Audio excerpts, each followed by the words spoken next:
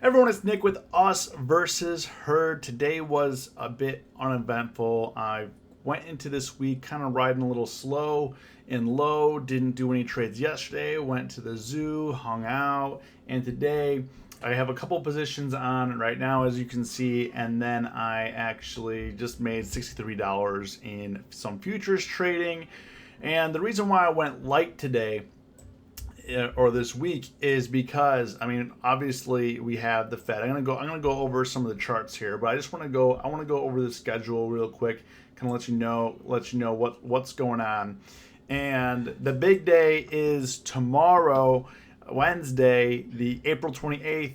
Obviously the Fed's going to make their rate announcement, Powell press conference, and then we have Biden addressing the nation regarding his tax increase proposal. And as you guys remember, last week when he said he's going to increase taxes from 20% to like 39% capital gain tax for anyone above $1 million, it only affects 0.3% of Americans, blah, blah, blah. The market tanked like a rock. So I didn't want to go in this week. This week I'm kind of taking it easy, just kind of looking for some opportunities. I didn't actually do any options trading today. I just scalped a couple futures contracts, and I was like, listen, the movement today is just slow, low, and after we had the initial drop at the AM, it was just kind of like a slow grind, and I just didn't feel comfortable really trading anymore. I was like, well, is it even worth my time at this point? I made a couple bucks, and I'm like, okay, we're gonna go do something else. So just be mindful. Tomorrow, 2:30 p.m. Eastern, Jerome Powell's going to be announcing his press conference. He's going to give some insight regarding the inflation targets. And then at 9 p.m. Wednesday, 9 p.m. Eastern time, Biden will address a joint session of Congress. So, probably don't want to swing too much. Now, not investment advice, of course, but you probably don't want to swing that much stuff right now.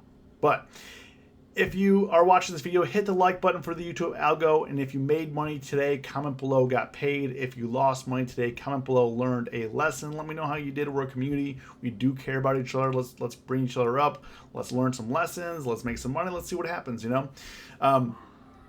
After hours today, we did have some earnings, and then going into tomorrow's, I do have a Boeing position going into tomorrow. I do have a debit spread on that for May expiration. Alphabet, Google posted some huge numbers. What's interesting about Google, they said they're going to have a $50 billion stock buyback program. So YouTube ads grew nearly 50% year over year, and revenue grew 34%. EPS earnings came in at 26.29 per share versus 15.82. Man, that's big. That's big. Revenue at 55 versus 51 billion. YouTube ads at 6 billion versus 5.7. Cloud revenue is a little bit down. But where's the buyback program? Let's see here, buyback. Here it is. It's a new $50 billion stock buyback, which boosted the stock more than 4% afterward. So it's man. I wonder if Google's going to be doing some sort of stock splits soon. You know what I mean? They gotta be thinking about it, right? They gotta be thinking about it. Google right now. So I'm gonna be watching this tomorrow for sure. Microsoft did have a beat as well, but they dropped like a rock. Now Microsoft, all these charts really look the same. Had some nice pre-earnings run. Obviously the Nasdaq was helping out here. Google had a pre-earnings run. Microsoft had a pre-earnings run. AMD also up a little bit right now too, so I'm gonna be watching this. AMD, the one thing though is, it's at 88 right now, got popped up here, but range. Look at this range here. Range extremely tight. We have the 200-day coming up, 50-day, 10-day. This range is getting tight. Then we had a break to the upside, so I do think if it can maintain this, we could have a run up to like 95 area. Would probably be my target on AMD. Man, I don't know why I can't talk right now with this. It's like probably because I haven't been making as much content as I normally do. I gotta keep making content. If you guys want to see more content, let me know. Comment. Oh my gosh. Nasdaq. I'm gonna go over some earnings here, but Nasdaq Today we had that initial drop, but really we just kind of, for some reason, it wanted a hug right here, this 13,960 area. It went above it, came back down, went below it, came back up. It really, really, really liked this area. What I liked about today's action, it did come down to the 10-day, did test but bounced back up, but it wasn't particularly strong. I was looking for a little bit more strength. Volume just dried up on the NASDAQ, and we didn't do anything. S&P was a lot better. I mean, after that initial dump in the morning, as you can see here, it did recover for the most part. Looks a lot better. As you can see, NASDAQ right here, S&P's right here. So we had a nice grind up just by the dips, and keep your stops, relatively tight, and ride this up. Dow just, woof. I mean, just straight down today. Did not come back up. Straight down. Now Dow has been, kind of like S&P, NASDAQ. Everything's getting kind of tired here. As you can see here on the yearly chart, getting tired here at 34,000. Just it's quitting time for the Dow. Like, it's hitting 34,000. Like today, it came up to 34,000. Quit on us. Same as NASDAQ. NASDAQ came up here, hitting the walls as well. Hitting the wall right here at about a little bit over 14. We'll call it 14,040. 14,030, somewhere around here. It doesn't like it.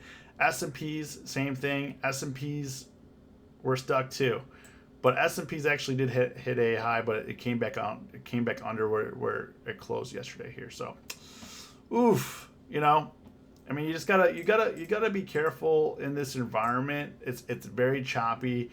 We do have a lot of catalysts. We do have a lot of earnings coming up here. Tomorrow's gonna be interesting. We got Boeing, and we got Teladoc, Facebook, Apple, obviously huge, Caterpillar, Amazon, so NEO. It's gonna be interesting. Couple stocks that I'm watching here. I am watching Snow right in here now.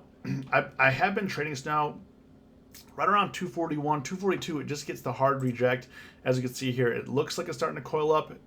Back in here a few weeks ago, came up, popped right back down. Came up here at 240. So right now it's keeping a really tight range between 220, 240. It wants to make the move, but the question is, when's the move going to happen? When is the move going to happen?